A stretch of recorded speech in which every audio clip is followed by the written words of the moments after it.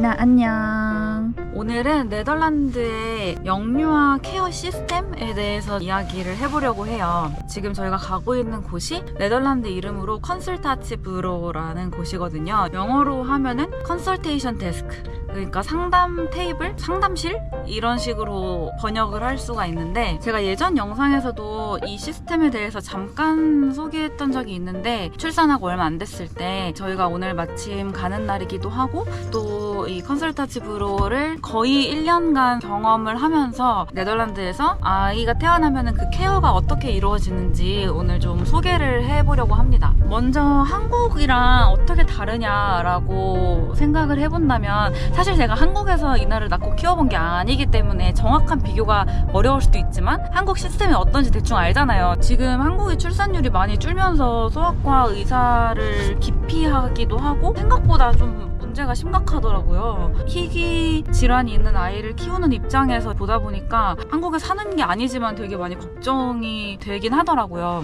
한국은 일단 아이가 아프면 소아과에 가서 대기를 하고 약을 타오고 먹이고 이런 시스템이라고 생각을 하면, 네덜란드는 일단 아이가 아프면 병원에 가는 게 쉽지는 않아요. 등록돼 있는 GP, 홈닥터한테 가야 되는데 그것도 예약을 해야 돼요. 근데 예약을 할 때 증상을 이야기를 하는데 보통 그냥 해열제 먹고 쉬라고 하고, 진짜 얘가 엄청 처지고 열이 펄펄 나고 진짜 이러다 큰일 나겠다 싶은 수준이 돼야지 예약을 잡아주고 그런다고 하더라고요. 네덜란드는 보통 시간이 해결해준다 이런 주의를 갖고 있기 때문에 어른도 마찬가지고 감기 뭐 그냥 가벼운 그 정도로는 사실 병원에 가기가 굉장히 힘들다는 거. 그런데 네덜란드는 이런 컨설타티브로라는 게 있어서 이게 어떤 시스템인지 하나하나 소개를 해보려고 합니다. 지금 지하주차장에 들어가고 있어서 어두워지니까 좀 이따 다시 찍어볼게요. 저거 뭐야? 저거 뭐야? 저거 좋아? 저희가 가는 컨설타티브로는 저기 앞에 보이는 도서관 건물에 있어요. 사는 지역에 따라서 지정이 됩니다. 도서관 2층인데 여기 되게 뜬금없는 곳에 컨설타티브로가 있습니다. 처음에는 조금 헤맸었어요.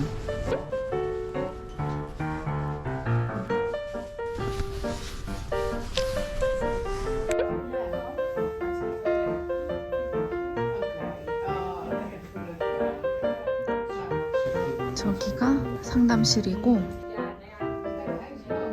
저기다가 유모차를 세워놓고 들어옵니다.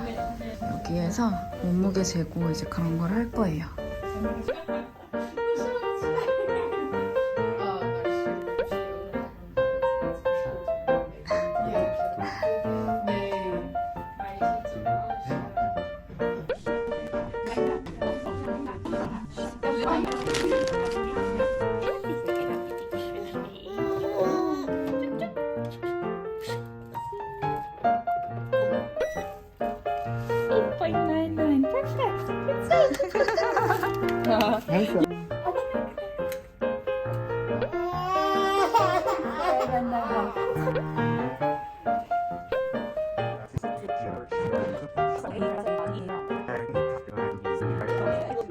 Is there anything else? Anything? Yeah, we have a question. Yeah, I have a question about the vaccination.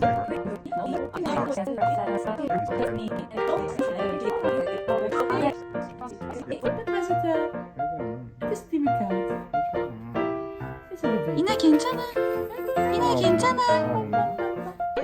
She only needs the vaccinations, right? Yes. The things can be given by us. There's no. There's no nothing.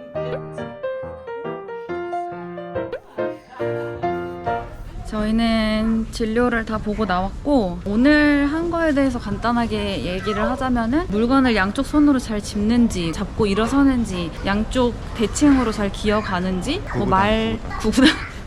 말을 어느 정도 하는지. 그리고 오늘 세 번째 예방 접종이 있어가지고 또 왕창 울면서 접종을 했고, 컨설타티브로가 그러니까 한국으로 치면 소아과는 아니고 영유아 검진을 전문으로 하는 곳이라고 생각하시면 돼요. 아이가 태어나서 거주지에 등록이 되면은 어느 컨설턴시브로로 언제 와라 라고 초대장이 와요. 저희는 편지로 왔던 것 같은데, 0세에서 4세까지 아이들한테 기초 의료 제공을 하고 케어해주는 해주는 그런 시스템이라고 보시면 돼요. 영상을 찍으려고 좀 더 알아봤는데 이게 19세기 말에 그런 요구가 있어서 1901년도에 헤이그에 처음으로 컨설타티브로가 문을 열었대요. 자발적으로 생긴 최초의 그 상담소였고 지금은 이게 네덜란드의 공식 기관처럼 되었는데 그때가 시작이었다고 합니다. 국가기관이기 때문에 어느 컨설타티브로를 가든 동일한 서비스를 다 제공받을 수가 있어요. 다 무료고 네덜란드에 불법 체류를 하고 있는 사람들도 다 무료로 갈 수 있다고 합니다.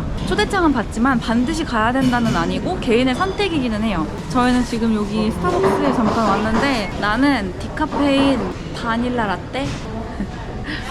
일단 맨 처음에는 생후 1개월 때 방문을 하게 되고 12개월 동안 총 8번을 기본으로 초대를 받는데요. 그 다음에는 5번을 간다고 하는데 아직 저희는 첫 해가 지나지 않아서 두 번째 해는 잘 모르겠어요. 근데 이 다음 약속이 14개월이기는 합니다. 보통 번갈아 가면서 한 번은 의사를 만나고 한 번은 간호사를 만나고 만약에 의사나 간호사가 좀 우려되는 부분을 발견을 한다 하면은 또 추가적인 약속을 잡을 수가 있어요. 그 약속들 사이에 오픈아워가 또 있어서 애가 잘 자라고 있는지 체크하고 싶다 그러면 언제든지 들러서 몸무게랑 키랑 이런 걸 재는 거를 도와줍니다.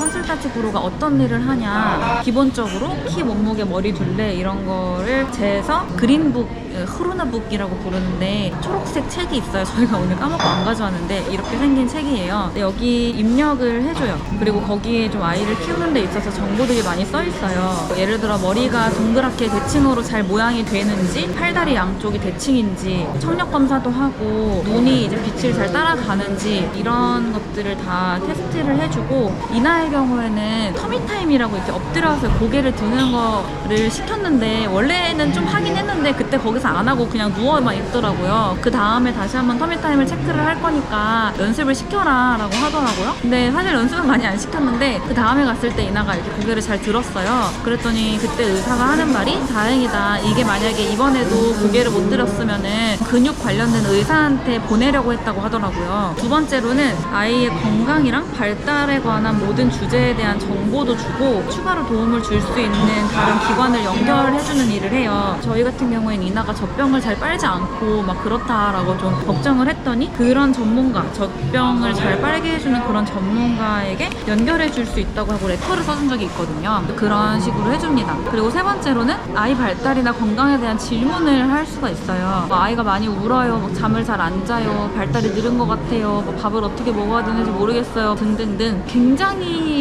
충분한 시간을 할애해 주는 것 같아요. 시간이 부족해서 이건 못 물어봤다 이런 경우도 없었고 되게 여유 있게 하나하나 봐주더라고요. 궁금한 것들 쭉 적어놨다가 가서 질문하기도 하고 그게 좋은 것 같아요. 그리고 네 번째로는 국가가 지정한 기본 예방접종들을 해주는데 기본 예방접종일 뿐이지 필수로 해야 되는 건 하나도 없어요. 부모의 선택인데 저희가 1차, 2차 받고 오늘이 3차 접종을 한 거고 근데 이게 접종 리스트가 한국이랑 좀 달라요. 예를 들어서 한국은 BCG를 필수로 접종을 하는데 여기는 BCG가 필수가 아니고 그리고 한국은 수두 접종도 하는데 여기는 잘 안 하고 해서 추가로 하고 싶은 것들은 또 해희대라고 하는 기관이 있어요. 거기다 연락을 해서 맞거나 아니면은 그 GP, 홈닥터한테 연락을 해서 추가로 접종을 할 수 있습니다. 저희는 그래서 BCG는 접종을 했고 수두, 치킨박스 같은 경우에는 돌부터 접종을 한다고 해서 지금 예약을 하려고 하고 있어요.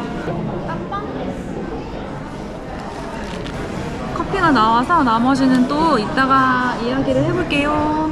저희는 집에 가는 중이고 이나의 경우는 컨설턴티브로에서 받는 도움이 다른 사람들에 비해서 그렇게 크지는 않았어요. 왜냐하면 이나가 희귀 질환을 가지고 있기도 하고 그래서 정기적으로 큰 병원에 가고 있잖아요. 컨설턴티에서도 이 모든 상황을 다 설명을 했고 다 인지를 하고 있지만 컨설턴티브로에 있는 의사 선생님들도 다 처음 듣는 그런 병인 거예요. 잘 몰라요. 그래서 저희가 처음에 많이 설명을 했었는데 그렇기 때문에 되게 조심스러워해요. 예를 들어서 접종을 받는 것도 괜찮은지 그 큰 병원 의사한테 물어보고 와라 이렇게 이야기를 할 만큼 되게 조심스럽고 특히 먹는 거에 있어서는 거의 저희도 아무것도 안 물어보고 거기서도 말해주는 것도 없고 한데 그래서 처음에는 컨설턴시도 한두 달에 한 번씩 오고 큰 병원도 한두 달에 한 번씩 가고 하니까 진짜 뭐 맨날 병원 병원 가는 게 일인 거예요. 그래서 처음에는 좀 빡셌는데 지금은 병원도 주기가 많이 길어졌고 컨설턴시도 점점 주기가 길어지기 때문에 지금은 뭐 전혀 힘들다고 느껴지진 않는 것 같아요.